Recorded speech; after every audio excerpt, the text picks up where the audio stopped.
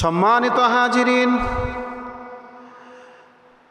ইসমাঈল আলাইহিস সালাতু ওয়াস সালামের বয়স যখন 18 বছর, তখন ইব্রাহিম আলাইহিস সালাতু ওয়াস সালাম মক্কায় এসে ইসমাঈলকে বলতেছেন, সন্তান আমার, আল্লাহ পাক রব্বুল আলামিন আমাকে আদেশ করেছেন তার ঘর বাইতুল্লাহকে পুনর্নির্মাণ করার জন্য।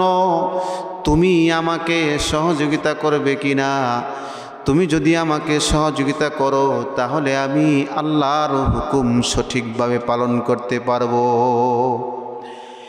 ইসমাঈল আলাইহিস সালাতু ওয়াস সালাম বললেন, বাবা, আল্লাহর হুকুম পালন করার জন্য আমি ইসমাঈল আপনাকে সর্বাত্মক সহযোগিতা করার জন্য প্রস্তুত আছি।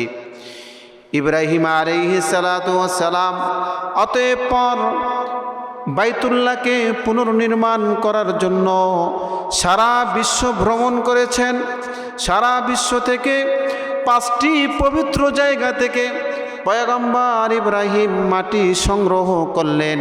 1 নাম্বার হেরা পর্বতের মাটি সংগ্রহ করলেন, 2 নাম্বার জুদি পাহাড়ের মাটি সংগ্রহ করলেন, 3 নাম্বার তুরে সিনার মাটি সংগ্রহ করলেন, 4 নাম্বার তুরে জিতার মাটি সংগ্রহ করলেন, 5 নাম্বার লুবনান বা লেবনান নামক পাহাড়ের মাটি সংগ্রহ করার পরে পয়গম্বর ইব্রাহিম আলাইহিস সালাতু ওয়াস সালাম বাইতুল্লাহকে পুনর্নির্মাণের জন্য কাজ শুরু করে দিবেন।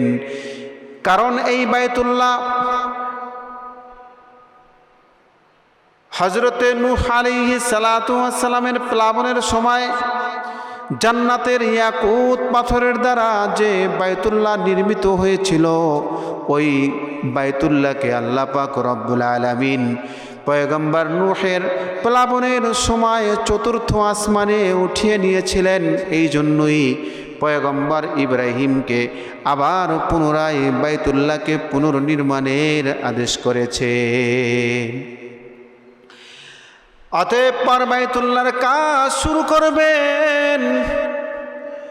মূল মিস্ত্রি পয়গম্বর ইব্রাহিম, যোগানদার হলো ইসমাঈল আলাইহিস সালাতু ওয়াস সালাম। কিন্তু বাইতুল্লাহর কাজ কোন জায়গা থেকে শুরু করবেন, কিভাবে করবেন কিছুই বুঝতেছে না। আল্লাহ পাক রব্বুল আলামিন এই কাজের জন্য হযরতে জিবরাইল আলাইহিস সালাতু ওয়াস সালামকে ইঞ্জিনিয়ার বানাইয়া পাঠাইয়া দিয়েছেন। অতঃপর হঠাৎ করে দেখলেন মাথার উপর একটা ছায়ার আবরণ এসে পয়গম্বর ইব্রাহিমকে ছায়া দিলেন এবং ওই ছায়া আল্লাহ তাআলার কুদরতে বললেন, ও আল্লাহর পয়গম্বর, আপনি কোনো চিন্তা করবেন না, এই ছায়ার আকৃতি যতটুকু আছে এতটুকুই হবে বাইতুল্লাহর মূল কাঠামো। সুতরাং কিছুক্ষণের মধ্যেই আবার চিকন একটি বাতাস, রশির মতো বাতাস এসে সম্পূর্ণ জায়গাটি পরিষ্কার করে দিলেন, পয়গম্বর ইব্রাহিম যেন সহজে কাজ শুরু করতে পারে। অতঃপর বাইতুল্লাহর কাজ শুরু করে দিয়েছেন। বানাইতে বানাইতে এক পর্যায়ে যখন উপরে উঠে কাজ করা লাগবে, আপনারা দেখবেন সম্মানিত হাজিরিন, কোনো বিল্ডিংয়ের যখন উপরের কাজ করা হয় ওই কাজগুলো রশিতে ঝুলে ঝুলে করে। এখন পয়গম্বর ইব্রাহিম উপরের কাজগুলো কিভাবে করবেন কিছুই বুঝতেছে না। আল্লাহ পাক রব্বুল আলামিনের কাছে সাহায্য চাইছে। আল্লাহ পাক রব্বুল আলামিন জান্নাত থেকে একটি পাথর পাঠিয়ে দিলেন, যেই পাথরটির নাম হলো মাকামে ইব্রাহিম। ওই মাকামে ইব্রাহিম পাথরটা এখনো কাবা ঘরের এক প্রান্তে সুন্দর করে একটি ছোট্ট কাচের গ্লাসের মধ্যে ঘরের মধ্যে সুন্দর করে সাজিয়ে রাখা হয়েছে এই মাকামে ইব্রাহিম পাথরটি আল্লাহ পাক রব্বুল আলামিন পাঠিয়ে দিয়েছেন। বললেন, ও আমার পয়গম্বর, আপনার যখনই উপরে উঠতে মনে চাইবে মাকামে ইব্রাহিমের উপরে পা দিবেন, লিফটের মতো আপনাকে উপরে উঠিয়ে নিবে। আবার যখন নিচে নামার ইচ্ছা করবেন এই মাকামে ইব্রাহিম আপনাকে নিচে নামিয়ে দেবে। এক পর্যায়ে দীর্ঘদিন কাজ করার পরে যখন বাইতুল্লাহর নির্মাণের কাজ সম্পূর্ণ হইল, আল্লাহ পাক রব্বুল আলামিনকে বললেন, আল্লাহ, বাইতুল্লাহর কাজ কমপ্লিট করেছি, এখন আমার কি করতে হবে? আল্লাহ পাক রব্বুল আলামিন বললেন, ও আমার পয়গম্বর ইব্রাহিম, আপনি মক্কার মধ্যে সব থেকে উঁচু পাহাড় জাবালে আবি কুবাইস, আবার আরেকটি বর্ণনা পাওয়া যায়, কেউ কেউ বলেছেন যে ওই মাকামে ইব্রাহিম তার উপরে আপনি দাঁড়ান।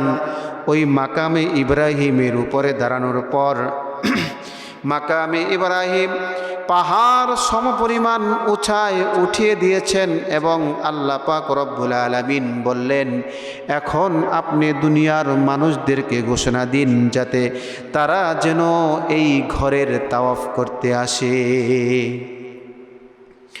পয়গম্বর ইব্রাহিম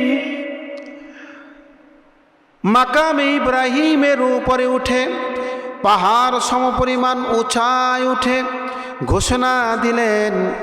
ঘোষণা দেওয়ার সময় দেখলেন তার সামনে কয়েকটা বাড়ি, কয়েকটা ঘর ছাড়া কিছুই নাই।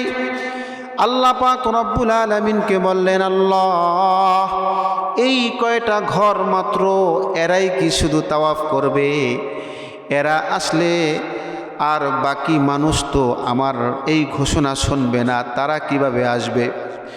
আল্লাহ পাক রব্বুল আলামিন বললেন, আলাইকাল আযান ওয়া আলাইনাল বালাগ, আপনার কাজ হলো এলান দেওয়া, আর প্রত্যেকটা মানুষের কানের মধ্যে এই ঘোষণা পৌঁছাইয়া দেওয়ানোর দায়িত্ব স্বয়ং আমি আল্লাহ নিয়ে নিয়েছি।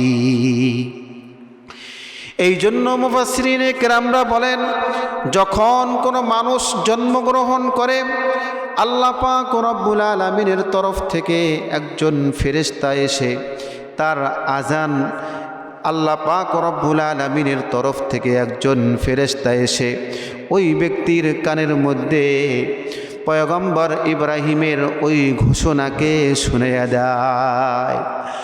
আর এই ঘোষণা শোনার সাথে সাথে তার জবান থেকে যদি একবার লাব্বাইক বের হয়, আল্লাহ পাক রব্বুল আলামিন ওই ব্যক্তিকে একবার হজ বা উমরা করার তৌফিক দান করেন। আর যেই ব্যক্তি 10 বার লাব্বাইক বলে 10 বার তাকে হজ উমরা করার তৌফিক দান করে।